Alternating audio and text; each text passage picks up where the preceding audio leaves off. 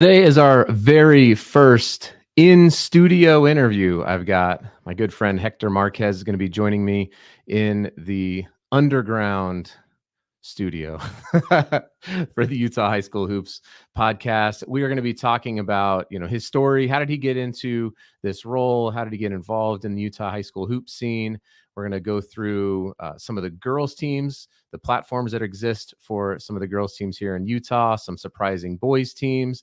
And then at the end, hopefully we have some time and we're going to get into some recruiting, just talk about what coaches are looking for and what they are not.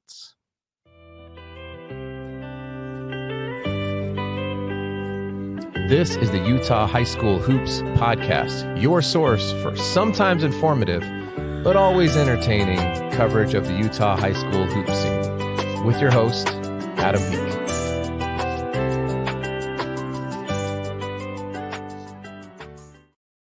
As promised, I've got Hector Marquez, the man, the myth, the legend. We don't see your face that often, Hector. You're I mean, we see it at games, but I'm saying you're more behind the scenes, writing. You're always lurking in the background. Yeah. Not lurking in a creepy way. Not in a creepy way. I hope not. Definitely not in a creepy way. But yeah, no, I mean, if I could be at the gym every single day, I would. I don't think it's a good thing for the family life to never be home. But yeah, I love being in the gym and have a new love for going to the girls games. There's a lot of talent here in Utah when it comes to girls hoops, and it's just fun. It's fun seeing Utah grow and people all over the country are taking notice. I will say that. That's cool. Well, we're going to get into that. I'm excited. I have 3 daughters. None of them so far have been excited about basketball, which I just don't really care, honestly, if they like it or not. But, obviously, my sister played in high school. She played in college and, still is actively involved in basketball. She was actually at the Oregon-Utah game today. Oh, nice. And at the Weber State game last night. Yeah, no, your sister is a diehard. Like when people say they love basketball, I don't think they understand the Kristen Peak level. It's so true. It's so true. Well, let's get started here with who are you? I mean, how did you grow up here in Utah? How did you get involved in Utah basketball at this level? No, I grew up in Southern California. I grew up in the San Gabriel Valley, which is the Pasadena area. So, and people kind of, the Rose Bowl. I mean, that was a common staple for me and the friends to go to. We would actually spend the night on the streets and watch the parade. And, a couple of times I had opportunity to actually go to the Rose Bowl game. But up there, and I would say that I grew up as a baseball kid. Just my dad was a really good baseball player in Mexico, and baseball brought him to the United States. My brother grew up playing baseball, and then my brother actually started to play basketball. And he's about 14 years older than me. Okay. And so anyways, he started playing basketball like in a church league, and I grew up in the gym. My brother had a funny nickname. His name was The Fly, but in Spanish. Which is? Mosca. Okay. And it's because he could jump and he could stand under the rim and dunk vert two-handed. And he's a little bit taller than me, but he wasn't as good as me. But some shots fired, Mosca. Yeah, my brother won't watch this. I'm safe. All right. So anyways, just grew up loving the game and watching it and kind of analyzing it as a kid, not even knowing. I'd walk into a gym and my brother's playing. I'm like, oh shoot, they're gonna lose, because I'd see who's walking in. But anyway, so I just found this love for the game. Unfortunately, I didn't grow up playing AAU. It just wasn't something that was in the budget kind of growing up. And this is still in California, right? Still in California. I did high school basketball at a small school. It's called Gabrielino High School in the city of San Gabriel. And yeah, we were pretty good. And California, it's just different. Like the playoffs, it's just different. Like winning state is mythical. Hmm. It's just you win 2 or 3 games in the playoffs, and it's a win. It's like joy, because then you have to play Mater Dei, Right. and you have to play Santa Margarita, and so it was just tough. And now they've switched things up in California. They have something called the Open Division, Right. and so they take the top 8 teams in the state in the southern section, and they put them all into one classification, Okay. and then they play each other, which I think is kind of cool.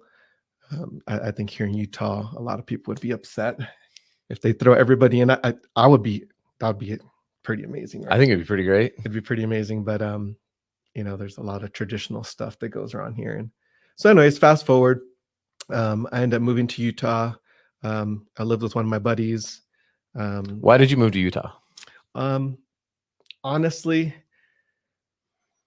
California was a grind that was kind of eating me up a little bit. And I needed a change. And, my buddy, Dr. Matt Moore, he's actually a sports psychologist. Before all that, he told me, dude, come live with me. And I went to go live with him for a little bit, and ended up attending UVU. And Go Wolverines. Go Wolverines. And then I got a job in the athletic department. So I started working in the athletic department, and I had the coolest job on campus, in my opinion. My job was to go to every sporting event, and I would get paid for it. And so I started working with the basketball team a little bit there, and I promised myself that I wouldn't coach again until I finished my degree. I finished my degree, and then I got hired at a small charter school that was 1 year old, Summit Academy. And, someone introduced me to the basketball coach that was Everett Gray at the time. Okay. And me and him kind of hit it off a little bit. And he tested me. He's like, all right, show me a drill. And he put me out there. We did a drill. He's like, all right, you're hired. You're in.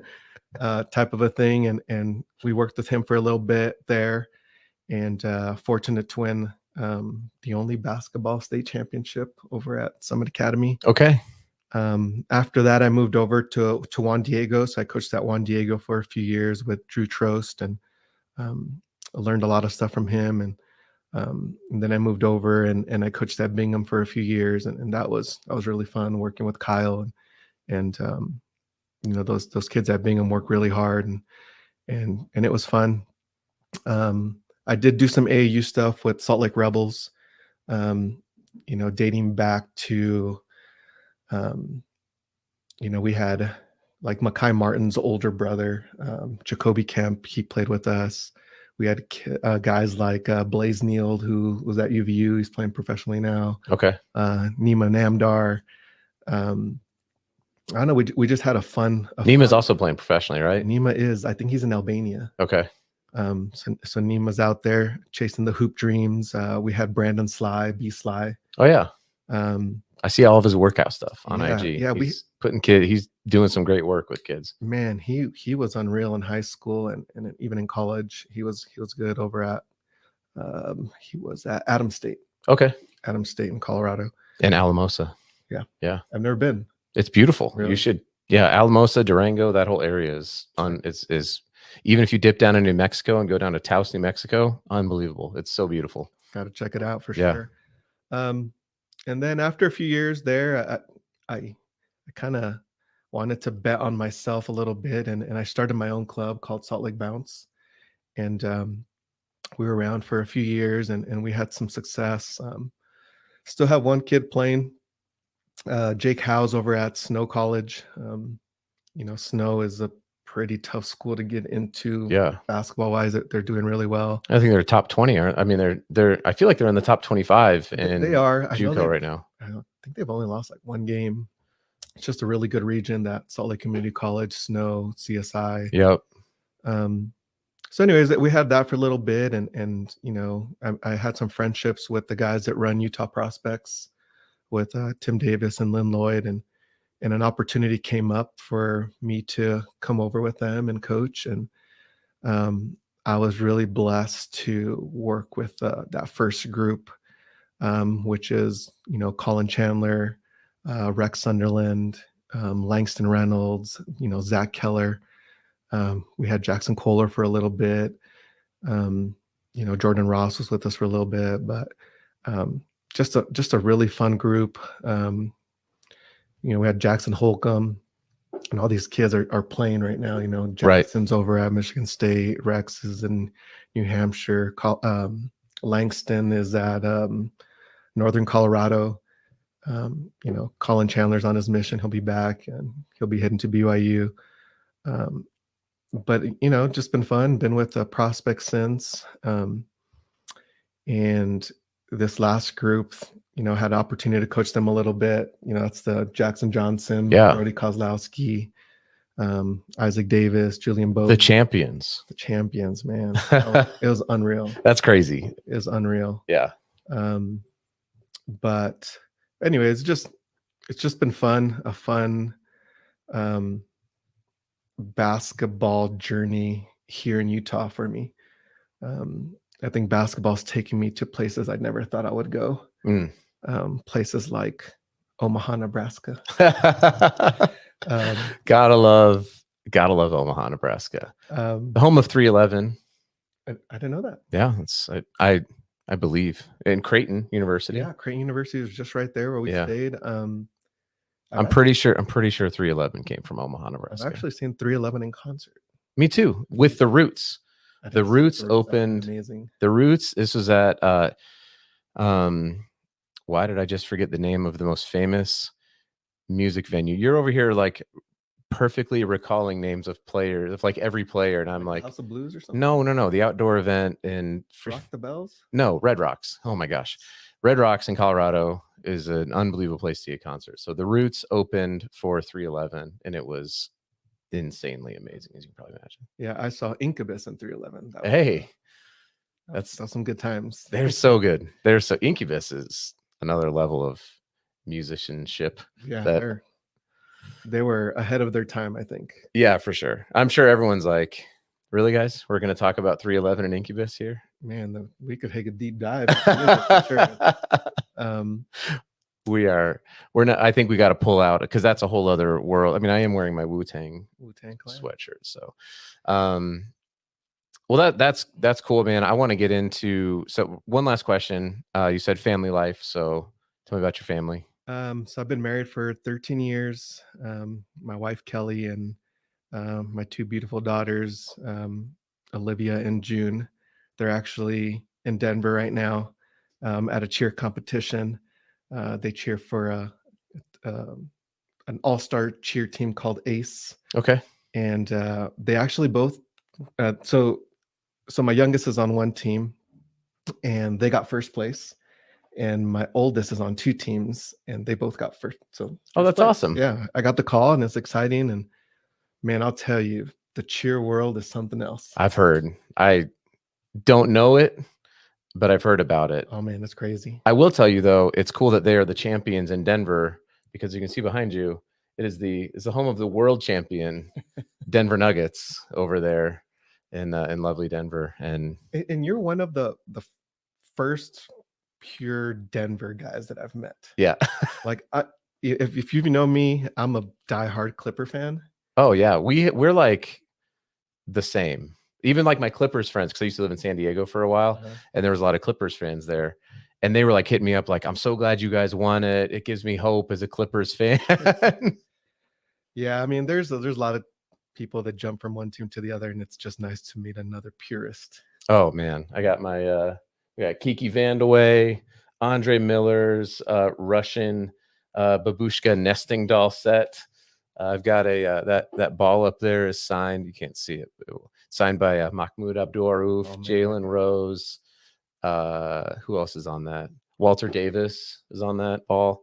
So yeah, man, I got a awesome. Joe Wolf. I'll show you. I got a Joe Wolf game worn jersey signed from Joe Wolf. Was not a very good basketball player in the NBA, but pretty good North Carolina. Anyway, that's Hector Marquez. That's a quick introduction. We're going to come back. We're going to hear from our newest sponsor, Ruvi, which is a really, really amazing product. And I'm actually excited to bring it to athletes because it's just fruits and vegetables, and you can mix it in with all, like creatine and some other things. You can make your own smoothie. You don't have to mix with anything. So it's a really easy way, especially during some of the travel ball and AAU stuff when these kids are out, and you know how it is. They just eat like garbage. And so I'm excited to get some of this stuff for AJ's travel team, and at least have them getting some fruits and vegetables when they're out traveling, and maybe we can go get some other championships brought over here to Utah. So we'll be right back after this break. Hey, I just had to share this. My little guy's tearing into his new roofie box, and he goes straight for the sweet greens. I didn't see that coming. A quick mix, and the verdict? He loves it. Total mom win. And you can also have a win by going to goruvi.com, GORUVI.com. Use code ADAM15 and you'll get 15% off your next order. That's goruvi, GORUVI.com, and use code ADAM15. Hey, we are back. I hope everybody has pressed pause. You've gone to goruvi.com, use that promo code ADAM15, and it helps me help support the podcast, and but more importantly, that helps support just good, healthy nutrition. So I'm back here with Hector Marquez. We just heard a little bit about his story and his journey and his family. And I always, it's the reason I love doing podcasts, Hector, is because I really value people. I think that people are worth it to hear about. And it's why I love sports in general. I think that basketball for me has always been something that has kind of been like a social equalizer. I remember once I was playing in Colorado Springs with some guys, and on the court was this guy who owned he was probably worth $30-40 million. He was on the court with us. His son was there, and there were two people there who were just about homeless. They were kind of couch surfing, and we all met up at the YMCA, and we just were running people. And I remember this was this moment where I thought, like, basketball is one of those beautiful things where, like, if you can play, then you belong on the court, right? Like, socioeconomic status is out the door, religious status, all of it's out the door. It's like, can we all come together and play? So that's why I love the game, and that's why I love hearing about people's stories, because I think we bring all of that with us.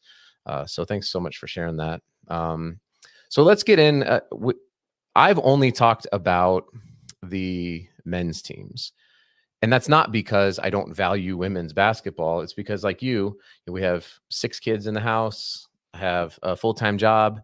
This is one of 3 podcasts that I host out of this exact location. I get to travel around, and I get to do keynote addresses and speaking, and I don't have, and my son plays, so it's natural for me to be around it.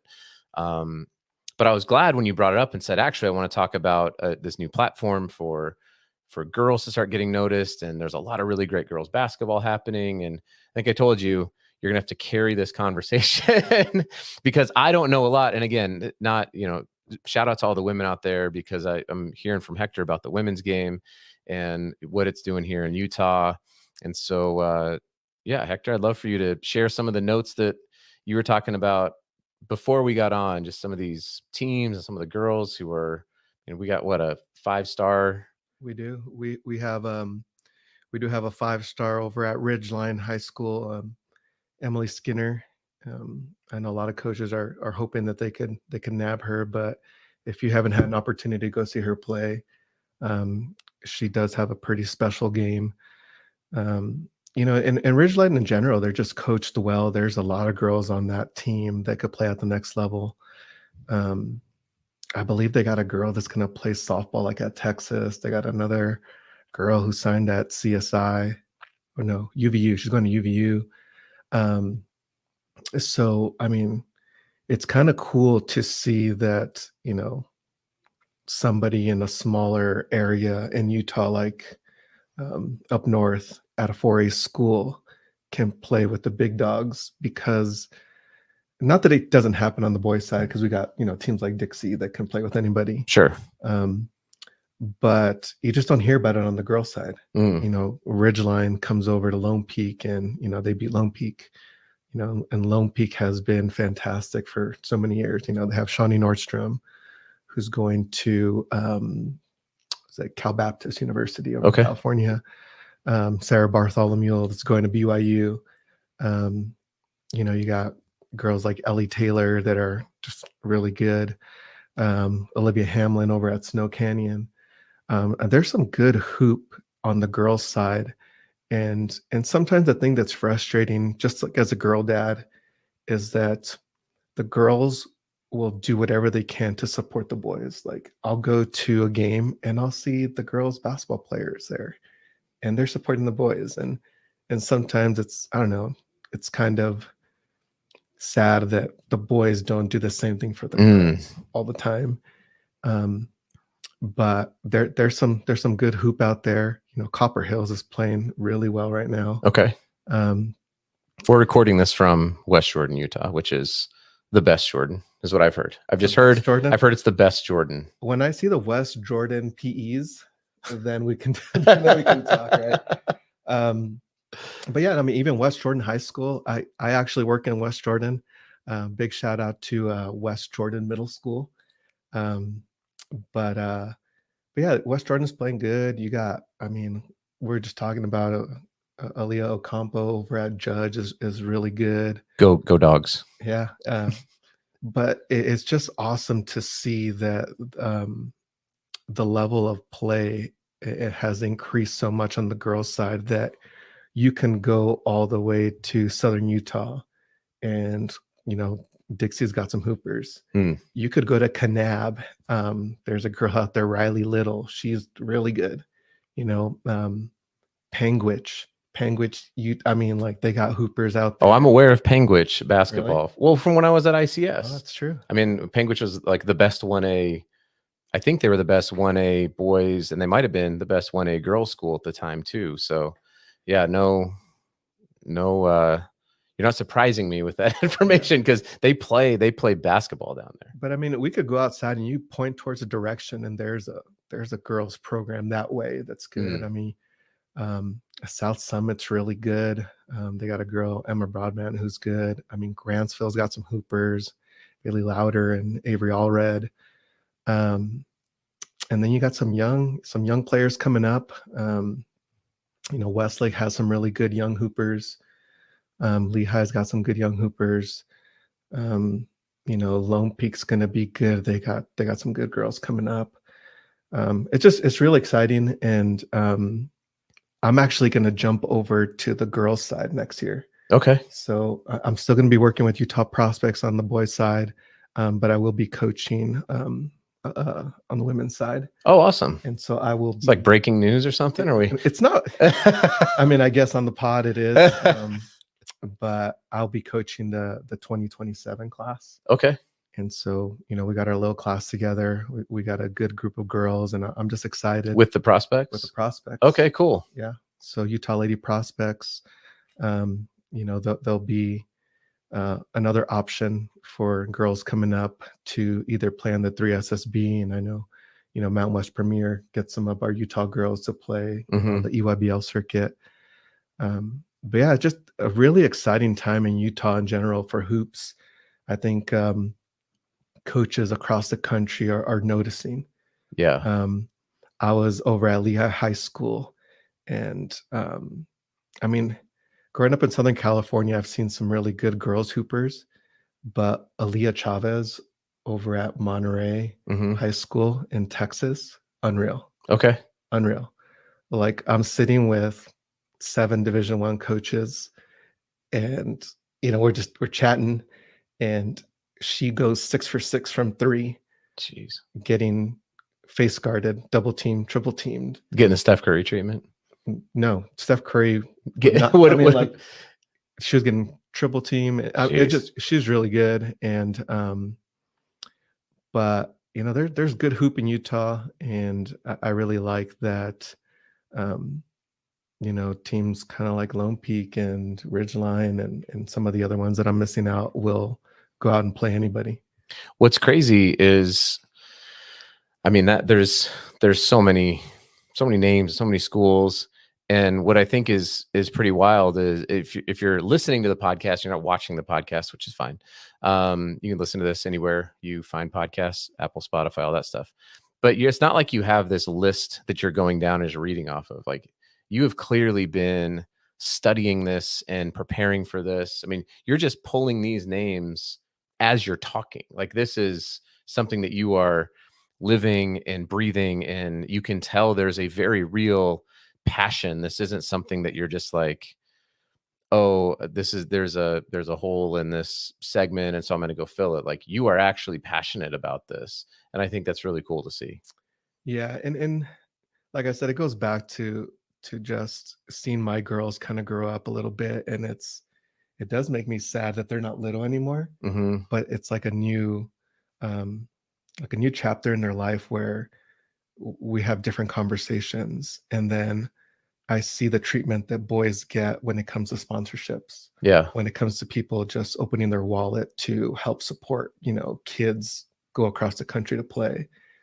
And then sometimes the girls don't. Like the cheer world, man, it's pretty expensive, and you know, they don't have sponsors, and you know, got to do what you got to do. But I just want them to be happy. I do have my youngest, June. She does like basketball a little bit. She likes it a little bit, so I don't push it too much. So Yeah. Hate it, Right. but we're gonna water that little seed, and hopefully it grows into something, because you know, both of my daughters are pretty athletic, and I don't know, it's just kind of fun to see them grow. And I'm just here to promote, you know, not just the boys side but the girls side, because there has been a lot of growth on the boys side, and it's time to watch these girls. That's cool, man. Next level. I love that. You know, I think part of we kind of talked before about like, hey, well, we can cover this sort of thing on the boys side, but I don't know, maybe I'm wrong, but I'm thinking what we do is we take a quick break, we come back, and we talk about recruiting. Cause I think, you know, we were going to talk about some of the boys teams who have been surprising, but you know, between, you know, yourself and you know, AJ, and like you said, they get a lot of coverage. So I don't know, maybe we just let that segment live on its own, right? Like, I think that the girls deserve their own segment. They deserve their own shine. So I think we're going to do that, Hector. And we're going to take a quick break, hear from our sponsor Label. And when we come back, Hector's going to share something else he's passionate about, which is recruiting. And would it be safe to say that recruiting is in general pretty common across the board, like principles of recruiting for if you're a female hooper, if you're a male hooper, like there's going to be some things that there's going to be nuances, obviously, but you know, a lot of the stuff is going to be pretty much the same across the board, right? It's, can your game translate to the next level? And I think that goes for the boys side and the girls side. All right, we'll leave that teaser. When we come back, we'll break that down a little bit more with Hector Marquez from Prep Hoops and Prep Hoops. Is it girls? How do you? Prep Girls Hoops. Prep Girls Hoops. There it is. Prep Hoops and Prep Girls Hoops. We'll be right back. Did you know that 89% of consumers say they've stopped buying from a brand after just one bad buying experience? Well, that's where Label comes in. Label Protect is a brand-first, buyer-focused protection solution that's uniquely designed to make shipping issues a thing of the past. Instead of leaving your buying experience to chance, you can give your customers peace of mind at checkout, knowing their orders are 100% covered from loss, theft, damage, and more. And with a 98% claim approval rate, 24-hour resolution time, and best-in-class revenue share, Label reduces customer support overhead, protects your bottom line, increases profits, and most importantly, Label keeps your customers coming back for more. So whether you ship 100 orders a month or 100,000, it's time to make the final mile part of your competitive advantage with Label. lablpx.com, or just click the link down in the show notes. All right, we are back thanks to sponsors Ruvi, Label, for wanting to be part of the basketball community. So I'm back here with Hector Marquez. Had a little bit of a teaser before we went into the break. And Hector was telling me he's really passionate about sharing some knowledge about recruiting. And I know that you spend a lot of time with college coaches, just going back and forth with them. And you said all that matters is, does your game translate?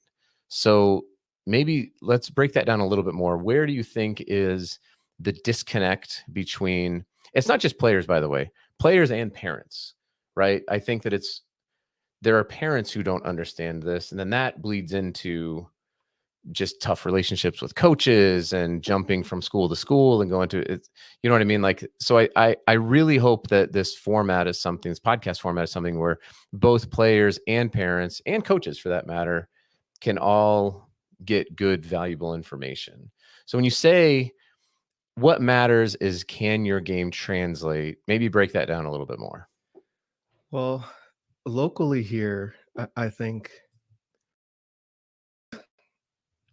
I don't know. It's hard because even the insiders sometimes refuse to see it. There is really good basketball at the next level in Utah. Snow College is really good. Salt Lake Community College is really good. Utah State is really good. Weber State's good. BYU, Utah, UVU, like, these are really good programs, and it's hard to get into those schools. Mm-hmm. And, if you have a moment, just go on to their roster, go on to their athletic page and pull up the roster and see how many Utah kids are actually on the roster. And although there is a foundation that they're trying to build, like you had Coach Sprinkle in. Hey, so quick apologies. Like I said at the beginning, this was our very first in studio, and for some strange reason, the audio cut out for about 2 minutes, just turned off. So we missed about 2 minutes of recording that I'm just picking up now here on the post-production. So anyway, we went from talking about the interview I had with Danny Sprinkle. We're breaking down just recruiting and how difficult it is to play as a freshman. We talked about, somebody like Jordan Ross, who's this tremendous basketball player. He's learning a lot under Coach Bennett, but just how difficult it is because of the elevation of the game. So that's what you missed. We're going to jump right back into the conversation here. Once again, I apologize.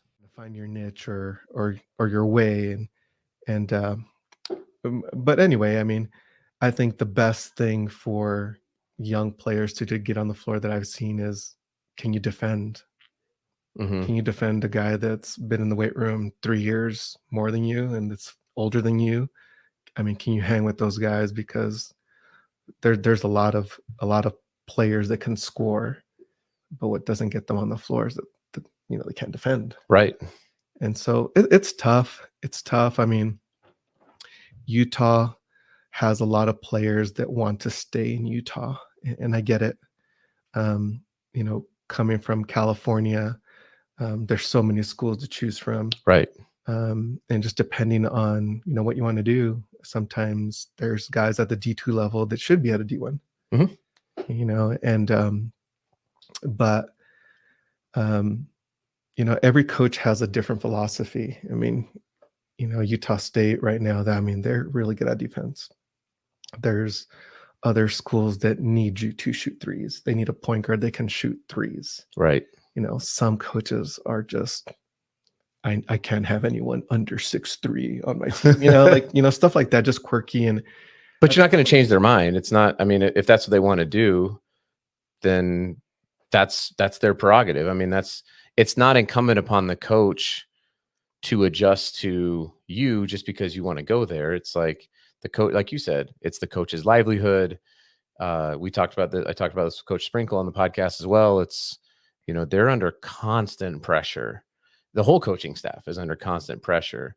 And if they are looking for only players over 6'4" with positive wingspans because they want length on the defensive side because of how their style of play is, and you're 6'1" with a 5'11" wingspan, it doesn't matter if you scored 30 points. Like you're not going to be on that team. You'd probably be on another team maybe, but you can't be on that team. Yeah, and then that's the part it's hard, is because if someone says, "Hey, I need your percentage to go up by 5%," okay, I can work on that. But if someone says, "Hey, we need you to be taller," Yeah, you can't. Sometimes even we need you to run faster. Like, gosh, like I can't. My body just doesn't Right. do that, and that's where kind of like I'm a school counselor by that's what I do for a living. And so I get kids, they come into my office and they want to be professional athletes. And sometimes if I know them very well, I'll give them I'll be their dream killer, I guess. Yeah. But sometimes there's other things that you could do that are along the line of your dream. Right. And so like if your dream is to play in the NBA and you're 5'10", by the way, we're both 5'10". I just gave Hector the stool and I'm in the chair. So if you're watching this, I wanted you to feel a little bit bigger, a little bit Thank more. you. I appreciate it. You're so welcome. Yeah. But there's other pathways that you can go to still work in that realm that you love. Like it's hard too, because I mean, who wouldn't want to do basketball for a living? Right. Like whether it's writing, whether it's evaluating, whether it's for a network. I when I used to coach in California, I had a player. They were actually twins, and one ended up working at SportsCenter. Okay. And never got airtime. I mean, he was a person doing all the background stuff, but he's chasing his dream, and he's still in sports in a way, and he makes a living that way. And so it's just hard. It's hard to put all your eggs in one basket. And you had talked about earlier when you had mentioned Jordan Ross, where a coach is investing into a player, right? And that's why they're bringing them aboard. And I think at the end of the day, when people are choosing where to go, as a parent, I hope that whoever is working with my kids, whether it's in the classroom or outside of the classroom, that they're investing into my kids. Yep. Because I obviously can't do it all the time. And so, when we're looking to play at the next level, like who's invested in me? Right. And, if it's not a D1, it's okay. Oh man. The whole D1 or bust thing, I hope is completely busted. If that's your attitude, you're not going to find many friends here on this podcast, because I remember talking with a friend of mine he was my high school coach, and he's the coach at the Air Force prep school, Coach Bob Cavera. I think this is actually his last year at the prep school. And as my son was talking about, like, I want to go try to play in college, and this was before his freshman year, I reached out to Bob, and he was like, what players don't realize is that there are D2 and NAIA schools out there that the whole community rallies around them. They sell the games out. It's loud. It's an incredible basketball experience. And at the D2 and the NAIA level, you can get scholarships for both athletics and academics. So you can go to school, you can have a blast playing basketball, you can get your education paid for, and you can have an experience of a lifetime. And so many players miss out on that because there's this thing about being a Division I player. And so they'll go and not take that route, and instead, kind of go to practice and be a contributor, but they won't get in the games, and they'll have a completely different experience. And he said, so you have to expand the range of possibilities if what you want to do is go play in college. You can't just be narrow-minded on, I'm going to play Division I basketball in the state of Utah. Because to your point at the very beginning of this, there's maybe, I'll make it up. There's maybe 20 players across a 6 or 7 year time period, because of now we're in the COVID years. You've got returning missionaries there. I don't know what the number is. Maybe it's 25 players, which is on average about 4 or 5 a year that are going to go play. They're going to be on a Division I roster in the state of Utah. So if that's the only thing, then you have limited your range of opportunities. But if you're willing to say, go out to, like, I went out and saw YG play at Oklahoma City University. Really cool campus. It's small, but Oklahoma City's an awesome town. It's a but it's a direct flight from Salt Lake City it's a great college. Coach Barakoff is doing an awesome job there. Why wouldn't you expand out to the D2, the NAIA, the JUCO levels, the D3 levels? These are not, I go to D3 games in Wisconsin all the time. That league is unbelievable. It's unbelievable. And they, I forget what it's called. The Wisconsin, is it the WIAC? I think is what it's called. It's got UW, Stout, Stevens Point. Like it's an incredible league of only D3 Wisconsin schools. But they battle each other, and it's loud, and it's this great environment. And I'm like, man, I just wish kids could be able to experience what that's like and be like, hey, if you can go play there, why not go play there? You know what I mean? And even at another level, like we have a family friend, Rich Murphy. He's the head coach at Redlands University. Okay. The Division III college in Southern California. And he coaches on the women's side. He has a crazy record of 100% of his athletes that graduate all have a job before they graduate college. That's crazy. And so what do you want hoop to do for you? We talk about YG, unreal athlete, from Skyline. And I'm glad he went somewhere where they wanted him, because he's on the floor. Yes. You look at a kid like Quentin Meza. He just started. It's, he played prospects, and we were like, hey, coach, you got to look at this kid, coach. And then you finally get a coach that, we like him. And, he goes over there and he's doing such a good job. Yep. And so it is hard. And hopefully this graduating class can really open the eyes of a lot of players across the state, because we got kids going all over. Brody Kozlowski heading over to USC. You got like Malik Diallo heading to TCU. And I know the religion plays a big role on why kids want to stay. I used to hang out by USC all the time where I grew up. There is an institute literally across the street from USC. Okay. And we used to go there. We used to hang out. It was a good time. So anywhere in the country, there's gonna be your people. Yeah. And I know it's scary. I know it's scary to leave. I know, even though I was an adult when I came to Utah, it is scary to uproot. But I think that goes along with betting on yourself. Right. And I know you're here because there's opportunity. Yeah. And Utah's a great place. But being able to travel across the country, there's a lot of good places, and there's a lot of good people out there. No doubt. Yeah. If you're able to go and experience, not just the US, but also the world, then I would just recommend being open to that, taking that, because you can always come back. I still play poorly basketball, but I'm 43 years old, and I still like to get out and go. You can keep playing the game, but there is a very short window of time in which you can play competitive basketball for a team.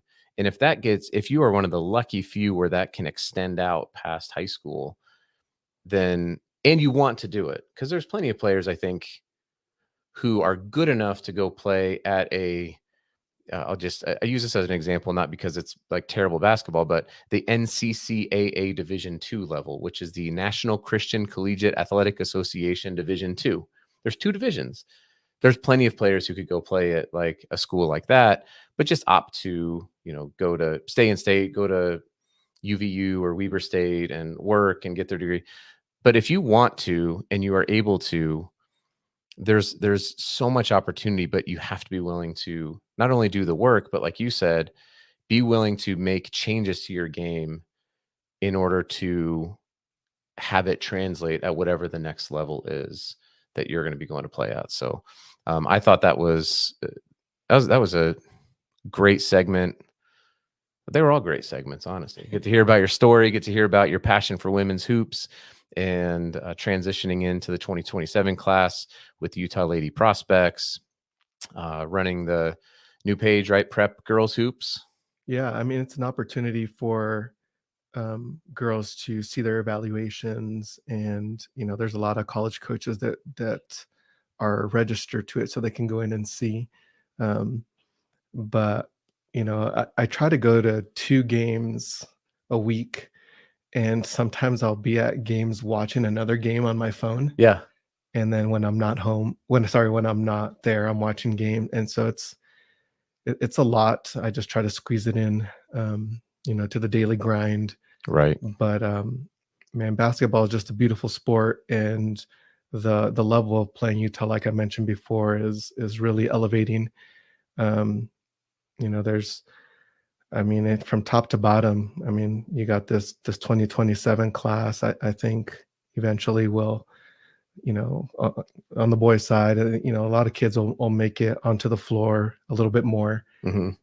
But there's good hoop. I mean, I was over at the Youngblood League this past weekend and seeing some of those 2028 kids. I mean, there's some good kids coming up. Yeah. The 2027 class, the 2029 class is good. I mean, it's fun. It's a fun thing to be a part of, and I'm just glad to kind of be in the mix a little bit. Yeah, that's awesome. Well, how do people get in touch? I mean, subscribe to some of the content that you're making over on both the Prep Hoop sites, right? You still doing both? Yep. Okay. Yeah. My personal IG, I guess I think it's Marquez Heck or Heck Marquez, one of those 2. I am on Twitter or X. I think it's the same handle. But like I get people send me videos all the time, and try to give everybody love. It is hard to cover the entire state. Yeah. I try my best. And I don't know. There's just a lot of there's so much to talk about. But, it's so true. We could probably go for a long time, but you'll have to pop in after work. I mean, I'm right over here by the middle school. So I know we gotta. Have you ever been to Tacos Lopez down the street? No. Okay, I have been talking about this place for probably 9 months because every time I drive by, there is a line, and I'm like, that place must be incredible. And by the way, it's a line, and don't take this the wrong way, but it's not people who look like me in the line. Do you know what I'm saying? They look like me. They look more like Hector. Yeah. And I like one of my good friends, Vic, he's from South India, and there's a vegetarian South Indian place over here. And every time I go meet him there, I'm the only white person in there. And I'm like, this food is amazing. It must be amazing. And it is. That's when you know it's good, right? That's when you know it's good. Yeah. But no, we'll meet at Tacos Lopez. That place is great. I mean, I always get the Al Pastor tacos. Okay. I mean, I am an ordained pastor, so there you go. You shouldn't get so that's a sponsorship right there in the making. But yeah, man, I'm getting hungry. All right. Very good. Well, Hector, thanks so much. Everyone go connect up and follow him. Go check out the work that he's doing over at Prep Hoops and Prep Girls Hoops.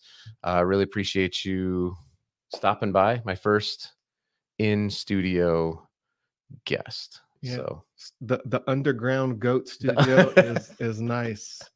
I love it. We're doing our best. Thanks again, Hector. Yeah. Thanks everybody.